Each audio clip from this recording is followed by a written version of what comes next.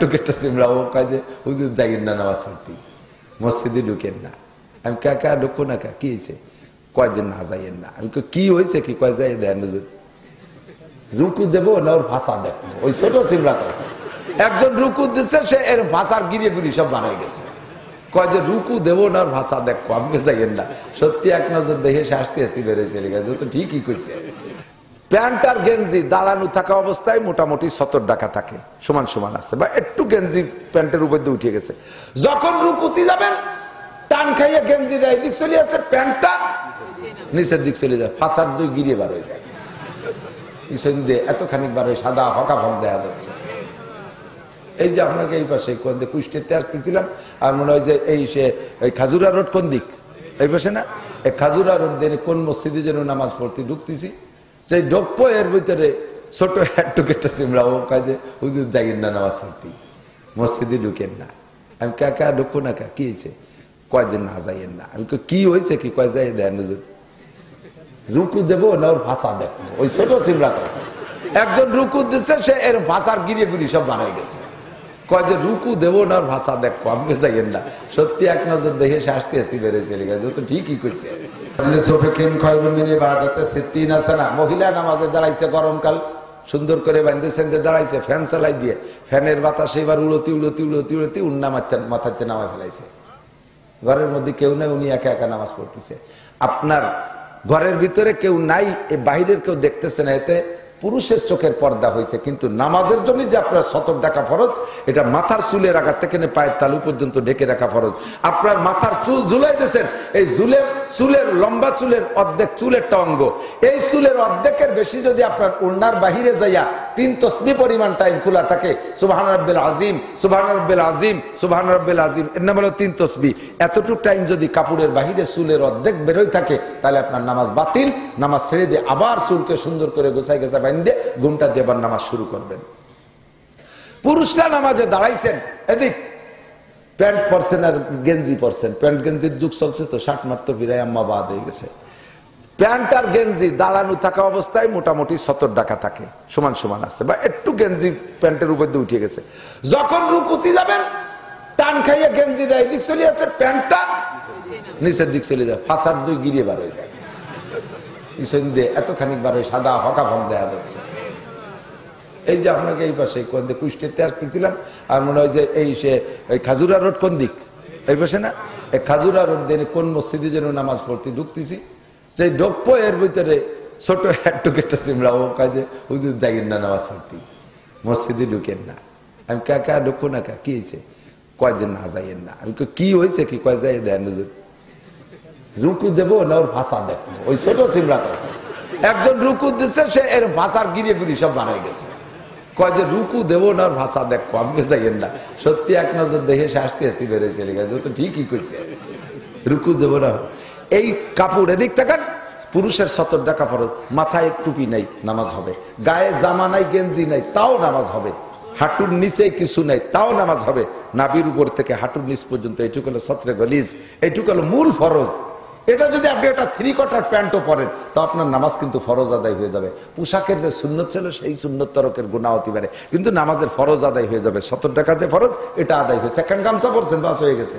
কিন্তু নাভির নিচে যদি আপনার কাপড় নেমে যায়, আর এ পাশক আর ও পাশক আর এ পাশক আর এ পাশক, পুরো নাভির উপরে এপাশ ওপাশ সম্পূর্ণ ঘিরে রাখা হাঁটুর নিচ পর্যন্ত ফরজ।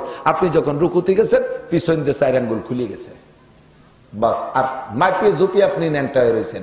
রুকুতি যে সুবহান রাব্বিল আযীম, সুবহান রাব্বিল আযীম, সুবহান রাব্বিল আযীম, 3 তসবিহ পরিমাণ কাপড় সতর খোলা রয়েছে।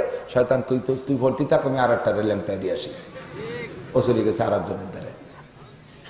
এই যে সমস্যাগুলো জানা দরকার আছে না নাই? কোথায় জানবেন? ওয়াজের ভিতরে আমরা এগুলো বলি না, বক্তারা এগুলো আজ করেই না। এই সমস্ত ওয়াজে বক্তাকে ভাইরাল হয় না। আমার ভাইরালের দরকার নাই, বুড়ো হয়ে গেছে, আর ভাইরালের দরকার নাই। মুসলমানরা যদি 2-4 জায়গা সমাধান করে দিয়ে যেতে পারি, কমপক্ষে এই ঝামেলার থেকে তো বেঁচে যেতে পারে। আপনি নামাজ পড়তেছেন, এদিক তাকান। এই গত রাত্রে আগের রাত্রে আমার এলাকার মাহফিল ছিল, তো এই খবর পাইলাম, আমি বাসার থেকে এখনো বেরোয়নি, ও জায়গায় একটা অ্যাক্সিডেন্ট হয়েছে। ঢাকা থেকে এক বক্তা আসছে, মুসাফির, বক্তা ঢাকাতে আসছে তো গোপালগঞ্জ মুসাফির হয়ে গেছে। মুসাফিরের মশালা শুনে নেন।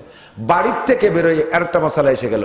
আপনি বাড়ির থেকে বেরোইয়া দূরে কিলোমিটার, এখন তো গুগলের যুগ আসছে, যদি গুগল বুঝেন তো ভালো, না বুঝলে আগের জানা অবস্থায় মাইল হিসেবে 1760 গজে যে মাইল ছিল, আগের মাইল হিসেবে 48 মাইল দূরে যদি কোথাও যান, আর কিলোমিটার হিসেবে 78 কিলো। কত কিলো? বাড়ির থেকে বেরোইয়া 78 কিলো যদি দূরে কোথাও যান, সর্বনিম্ন 78 কিলো বা তার চাইতে বেশি যান, আর সেই এলাকায় যাইয়া আপনি 14 দিন বা তার চেয়ে কম থাকার নিয়ত থাকে, তাহলে এই কয়দিন আপনি বাড়ির থেকে বেরোয় নিজ ঈদগার মহল্লা থেকে বেরোয় যাওয়ার পরের থেকে আপনি মুসাফির। আপনাদের ঈদগাহ কোথায়? ধরে নিন সর্বোচ্চ আপনার ইউনিয়ন, আপনার ইউনিয়নেতে বেরোইয়া মাগুরা যার সাথে সাথে আপনি মুসাফির হয়ে গেছেন। বলবেন যে আমি তো এখন 48 মাইলে আসিনি, ওই 48 মাইলে নিয়ত করে বেরোয় গেছেন, মাগুরা যাই আপনি মুসাফির। ওখানে যে আপনি জোহরের নামাজ 4 রাকাত পড়তে পারবেন না, 2 রাকাত। ইচ্ছাকৃত যদি পড়েন তাহলে নামাজ পুরো বাতিল। আর যদি ভুলে 4 রাকাত হয়ে গেছে, মনে পড়ছে, সিজদা দিলি 2 রাকাত নফল, 2 রাকাত ফরজের খাতায় জমা হবে। কথা কি বোঝা গেছে? বোঝা গেছে? যদি আপনি ওই জায়গায় যেখানে যাইতেছেন 48 মাইলের দূরে 15 দিন থাকার নিয়ত করে যান, 15 দিন থাকার নিয়ত করে যান, তাহলে আপনি ওখানে যাইয়ে 4 রাকাত পড়তে হবে। তবে ওই জায়গা যা মাঝে যে পথটা, এই পথে আপনি মুসাফির, এই জায়গা আপনি 4 রাকাতের জায়গা 2 রাকাত পড়তে হবে ফরজ নামাজ। 3 রাকাত আবার 1.5 রাকাত পড়া যাবে না, 3 রাকাত 3 রাকাত। মাগরিব 3 রাকাত 3 রাকাত, বেতের 3 রাকাত 3 রাকাত। সুন্নত নামাজ পড়লে পুরো পড়তে হবে, 4 রাকাত আলা সুন্নত পড়লে 4 রাকাত পড়তে হবে, জায়গা 2 রাকাত পড়লে হবে না। তবে সফরে যাইয়া সুন্নত নামাজ নফলের হুকুমে না পড়লে কোনো গুনাহ নাই, সগীরা কবিরা কোনো গুনাহ নাই। এমনকি বেতের নামাজের ব্যাপারও অনেকের রায় যে সফরে গেলে বেতের ও নফলের মধ্যে চলে যায়। কারণ কি, ফরজ যেহেতু, ফরজ তো বেতের আগে, সেই ফরজ যেহেতু 2 রাকাত বাদ হয়ে গেছে, ওয়াজিব তো তার সেকেন্ড ক্লাস, সেও সাথে সাথে বাদ হয়ে যায়। আপনাকে সুযোগ দেওয়া হয়েছে, কেন নামাজ ছাড়বেন? বল কেন ছাড়বেন? আল্লাহ কত সহজ করে দিয়েছে। এবার আসেন, এই জায়গায় আরো কতগুলো মাসালা বলবো নাকি? বলবো? ঝামেলায় পড়েন কি পড়েন না? পড়েন। এবার আপনি 15 দিনের নিয়ত করে গেছেন, যাইয়েই ওই জায়গায় বসার পরে 15 দিন নিয়ত করে গেছেন যেখানে 15 দিন থাকবো, বাস আপনি 4 রাকাত পড়তে হবে, আপনি 4 রাকাত পড়বেন। কারণ বছর যদি আবার 2-3 দিন থাকি আবার চলে আসেন, যে 3-4 দিন পরে আবার প্রোগ্রাম হয়েছে না, থাকা হবে না, বাড়ি চলে যাব, বাস ওই 4 দিন যে কয়দিন রয়েছেন আপনি, ওই কয়দিন 4 রাকাত পড়ছেন, কিন্তু 4র্থ দিন আপনি বাড়ির দিকে রওনা দিয়েছেন, এখন আপনি বাড়ি আসার রাস্তায় মুসাফির, রাস্তায় মুসাফির। হ্যাঁ, বাড়ি আসার নিয়ত করে বেলাইছেন 4র্থ দিন। খুব ক্রিটিক্যাল, একটু খেয়াল করতে হবে। মনে হয় আমার অপ্রয়োজনীয় কথা করছি নাকি, তা আল্লাহ জানে কি দেখতে যাচ্ছেন, বুঝতে পারতেছি না। 4 দিনের দিন আপনি নিয়ত করছেন বাড়ি যাব, এই নিয়ত করে রওনা দিয়েছেন, ফিরে আবার ব্যাক করছেন, যাবো না, না যাবো না, আজ যাবো না, কাল যাবো, আজ যাবো না। এই কাল কাল করতে করতে যদি বড় বছর ওই জায়গায় থাকেন, তবু আপনি মুসাফির 2 রাকাত। বুঝতে পারি নাই মনে হয়? কাল কাল করে আপনি বছর ভরে রয়েছে, না আজ যাবো না, কাল যাবো, কাল যাবো না, পরশু যাবো, আগামী শুক্রবারে যাবো, এই করতে করতে সারা বছরও যদি সেখানে থাকেন, আপনি মুসাফির। এই জায়গা আপনি ইচ্ছাকৃত ভাবে 4 রাকাত নামাজ ফরজ পড়লে আদায়ই হবে না। ইমাম সাহেব ঢাকা থেকে আসছে বক্তা, আইসা উনি 4 রাকাত ফরজ পড়াই দিছে, ইমামতি করছে উনি, স্থানীয় মুসল্লিরা পিছনে 4 রাকাত পড়িয়ে সুন্নত পড়ছে, বেতেরও পড়ছে। এরপরে একটু দোয়া মোনা শুরু হয়ে যায়। আমারে ফোন দিয়েছে, হুজুর ঘটনা তাই ঘটছে, কি হতে হবে? আবার পড়তে হবে। আবার পড়বে যখন রেডি হয়েছে, এর মধ্যে আমি আবার চলে গেছি সে জায়গা, যাই দেখি যে ওনারা নামাজ শুরু করছে, পড়তেছে। নামাজ পড়িয়ে ফরজ 4 রাকাত স্থানীয় ইমাম দিয়ে পড়াইছে, ফরজ পড়িয়ে এবার মুসল্লিরা শুধু ফরজ পড়ে বেরোয় চলে যাচ্ছে। আমি কি ব্যাপার, ফরজ পড়ে বেরোয় যাচ্ছেন কে? বাকি নামাজ পড়বেন না? কে আগে পড়ছি না, ওই আগে যখন 4 রাকাত পড়ছিল সেই সময় বাকি সুন্নতার বেতের পড়ছে, এই জন্য আমার পড়বে না। এদিক তাকান। এরকম কারণে যদি একটু খোলাসা মশলা বলে দিই, আপনার যে যে নামাজের আগে, যে যে নামাজের ফরজ নামাজের আগে সুন্নতে মুআক্কাদা আছে, যেমন জোহরে 4 রাকাত, ফজরে 2 রাকাত, এই 4 রাকাত 2 রাকাত পড়া হয়ে গেছে, সমস্যা ধরা পড়ছে ফরজ নামাজে, বাস ফরজ নামাজে দোহরায় পড়লে হবে, আগের সুন্নত পড়া লাগবে না। কিন্তু ফরজের পরে যেই নামাজের ফরজের পরে সুন্নত বা অন্য বেতের আছে, এই নামাজের ফরজ নামাজ যদি বাতিল হয়ে যায়, তাহলে ওই সাথে সাথে যে সুন্নতের বেতের পড়ছিলেন ও বাতিল হয়ে গেছে, ওটাও বাতিল। এই ফরজের সাথে আবার সবগুলো পড়তে হবে, কারণ এগুলো অত্যাচার আগে পড়ে ফেলেছেন। কথা কি বোঝা গেছে? এর একটা মাসালার দাম 60 লক্ষ বছর নফল ইবাদতের চাইতে বেশি। আর একটা মশালা না বলে পারি না, সেটাও বলে দেই। এদিক তাকান, আপনি কোনটা আগে কব বুঝতে পারতেছি না, এটাই কই যেটা নিয়ে বেশি ঝামেলা হয়। আপনি নামাজ পড়তেছেন, একা একাই পড়তেছেন, নামাজ পড়তে পড়তে শেষ বইটাকে দোয়া মাসুরা দুরূদ শরীফ সব পড়া হয়ে গেছে। এখন নিজের নামাজ তো একা একা বসে রয়েছেন, সালাম একটু পরেই ফিরেই দোয়া মাসুরা পড়িয়ে বসে রয়েছেন, সালাম একটু পরেই ফিরে, আর তো কেউ পিছনে ঝামেলা নাই, কেউ তোর বিরক্ত হতেছে না। দোয়া মাসুরা করে চুপ করে খানিক বসে থেকে খানিক পরে আসসালামু আলাইকুম রহমতুল্লাহ, আসসালামু আলাইকুম। আপনি যদি এই সময় দোয়া মাসুরা শেষ হয়ে যাওয়ার পরে 3 তসবিহ পরিমাণ অনর্থক বসে থাকেন ইচ্ছাকৃত ভাবে, যে একটু পরেই সালাম ফিরেই, তাহলে আপনার ওয়াজিব তরকটা ইচ্ছাকৃত ভাবে হয়েছে, এই নামাজকে আবার পড়তে হবে। আর যদি আপনার না জানা চোখে সালাম ফিরেছে কি ফিরেই নেই এই সন্দেহের ভিতরে যদি টাইম বেড়ে যায়, তাহলে কমপক্ষে সিজদা ওয়াজিব হয়ে গেছে, সিজদা দিয়ে নামাজ সারতে হবে। অনেক জায়গায় ইমামরা ছোট ছোট যদি ইমাম হয়, পিছনে যদি বড় আলেম উলামা দাঁড়ায়, দেখা গেল ইমাম সাহেবের দোয়া মাসুরা পড়া হয়ে গেছে, পিছনে হুজুররা এখনো দুরূদ শরীফ পড়তেছে, জোরে জোরে, একটু বুড়ো হয়ে গেলে তো একটু ফসফস শব্দ হয়, ইমাম শব্দ আমার দিকে গফুরুর রহিম হয়ে গেল, ওনার দিকে বারাক্তা। যদি এত তাড়াতাড়ি সালাম ফিরে দেয়, মুরব্বী নামারে ধমক দিল, চুপ করে বসে রয়েছে, ওনাকে পড়া শেষ হোক, শেষে একসাথে সালাম ফিরে যাবে। এই একসাথে সালাম ফিরে নেবে অপেক্ষা করে সবাই নিয়ে উনি চুপ করে বসে রয়েছে, পড়া শেষ হয়ে যাওয়ার পরে এই বসে থাকা যদি চুপ করে থাকে, সুবহান রাব্বিল আযীম, সুবহান রাব্বিল আযীম, সুবহান রাব্বিল আযীম, একটু টাইম ইচ্ছা করে চুপ করে থাকে, তাহলে ইচ্ছা করে ওয়াজিব তরক করছে, এটা সিজদায় সারবে না। আর না জানা কারণে ভুল, আবার নামাজকে দোহরায় পড়তে হবে। আর যদি না জানা ভুল কারণে সালাম ফিরে ফিরে করতে করতে যদি দেরি হয়ে যায়, তাহলে আবার সিজদা দিয়ে সেই নামাজকে কমপ্লিট করতে হবে, নইলে সমস্ত মুসল্লির নামাজ ইমাম সাহেব তোমার গাড়ি উঠছে। এখন বলবেন যে আমাকে তো পড়া হয়নি, ইমাম সাহেবের পড়া গেছে, তা আমরা কি করবো? আপনার যদি আত্তাহিয়াতু যেটা এইটা পড়তে যদি বাকি থাকে, তাহলে ইমাম সাহেব সালাম ফিরে দেওয়ার পরও আপনি আত্তাহিয়াতুকে পুরো পড়িয়ে দোয়া দুরূদ বাদ দিয়ে আত্তাহিয়াতু পড়িয়ে সালাম ফিরবেন।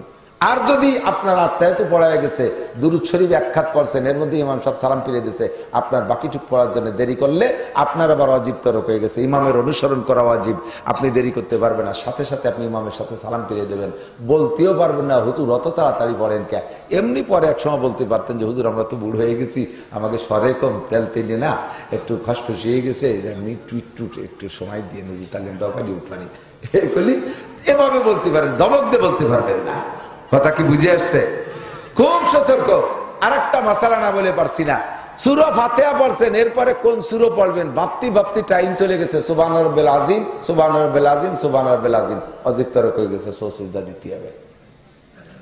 রুকু থেকে উঠেই আবার সিজদায় চলে গেছেন, আপনি ওয়াজিব তরক করছেন, ইচ্ছাকৃত ভাবে করছেন বিদায় নামাজ হয় নাই, আবার নামাজ পড়তে হবে। যদি ভুল করবে উঠে দাঁড়াইয়ে দেরি না করে রুকুতে চলে যান, তাহলে ওয়াজিব তরক করছেন, সিজদা দিলে সারবে। আপনি সোজা হয়ে দাঁড়াইয়া, একে বলে কওমা, কওমা ওয়াজিব, উলামায়ে কেরামের কাছে শুনে দেখেন, কওমা জলসা, কওমা মানে পুরো টান টান হয়ে দাঁড়িয়ে কমপক্ষে কতটুকু, সামি আল্লাহু লিমান হামিদা, রব্বানা লাকাল হামদ, এই রব্বানা লাকাল হামদ বলা পর্যন্ত টান টান হয়ে দাঁড়ায় থাকতে হবে। আর আপনি উঠার সাথে দুইটা মারি দিয়েছেন, সামি আল্লাহু লিমান রব্বানা লাকাল হামদ, উঠে টান হওয়ার আগে দুইটাই সাফ করে ফেলাইছে। আপনার অনুমতি দেন, রব্বানা লাকাল হামদ টান টান হয়ে, পারলে আর একটা দোয়া পড়বেন, হামদান কাসীরান তাইয়্যিবান মুবারাকান ফি, এতটুকু টাইম দাঁড়ায় থাকবেন। এত ব্যস্ততা কে, কি জন্য? বিড়িটি টান দিছে না, বিড়ির টানে দাঁড়িয়ে পারতেছেন না। সিজদা থেকে উঠে সোজা হওয়ার আগে আবার সিজদা চলে গিয়ে হুজুর বলেন এনকুরুকা রুকরাতুল গুরাব, এগুলো কাউর ঠোকের মতো, মোরগের ঠোকের মতো ঠুকায়, মোরগের ঠোকের মতো ঠুকায়, কাউর ঠোকের মতো ঠোক দেয়। এই নামাজের ভিতরে চুরি করে। সোজা হয়ে বসে আল্লাহু আকবার, আল্লাহুম্মা গফির লানা, আল্লাহুম্মা গফিরলি ওয়ারহামনি ওয়াহদিনি ওয়ারযুকনি ওয়াআফিনি, পারলে দোয়াটা পড়েন, না পারলে কমপক্ষে এতটুকু দোয়া পরিমাণ টানটান হয়ে বসে থাকেন। ইচ্ছাকৃতভাবে দ্রুত গতিতে সোজা হওয়ার আগে আগে যদি সিজদায় চলে যান, আল্লাহর কসম আপনার নামাজ হয় নাই, ওই নামাজকে আবার পড়তে হবে। আর যদি ভুল ক্রমে চলে যান, সিজদা ওয়াজিব হয়ে গেছে, কমপক্ষে একটা না একটা হয়েই গেছে। কথা কি বোঝা গেছে? আমল করার তৌফিক দান করুন বলেন আমিন। আল্লাহ তাআলা শরীয়তের বিধান জানার তৌফিক দান করুন বলেন আমিন। আল্লাহু আকবার। ইরফাইল্লাহুল্লাযীনা আমানু মিনকুম ওয়াল্লাযীনা উতুল ইলমা দারাজাত। যে কথাগুলো বললাম এই কথাগুলো শিখবেন কার কাছ থেকে? জীবন ভরে 3 চিল্লা 14 চিল্লা দিলে কিতাবের থেকে এই কথাগুলো খুঁজে বের করতে পারবেন না। শোনা কথা আপনি সহিভাবে পৌঁছাইতে পারবেন না। এজন্য আল্লাহ পাক বলেন কুল আতিউল্লাহ ওয়া আতিউর রাসূল। হে নবী উম্মতরে বলে দেন আল্লাহর হুকুমের অনুসরণ করো। কার হুকুমের অনুসরণ? আল্লাহর হুকুমের অনুসরণ করো। ওয়া আতিউর রাসূল, আর রাসূলের হুকুমের অনুসরণ এবং তার কর্মের অনুকরণ। খেয়াল করেন, রাসূলের হুকুমের অনুসরণ এবং তার কর্মের অনুকরণ করো। হুজুর কয় সাল্লু কামা রাআইতুমুনি উসাল্লি, আমারে তোমরা নামাজ পড়ো, আমাকে নামাজ পড়তে দেখো। ওয়া উলিল আমরি মিনকুম, এবার আল্লাহ পাক বলেন তোমাদের মধ্যে বিশেষজ্ঞ আলেম ওলামা যারা আছে তাদের অনুসরণ অনুকরণ করবা। জিন্দেগিতে কোন গায়ের আলেমের অনুসরণ অনুকরণ করলে ধোঁকায় পড়ে যাবা। সহি ইসলাম শিখতে পারবা না। সঠিক ইসলাম শিখতে হলে যোগ্য বিজ্ঞ আলেমের অনুসরণ অনুকরণ করো। আপনারা আমরা সাধারণ পাবলিক, আলেম হওয়ার সময় আমাদের নাই। আমাদের আলেম হওয়া আল্লাহ চায়ও না।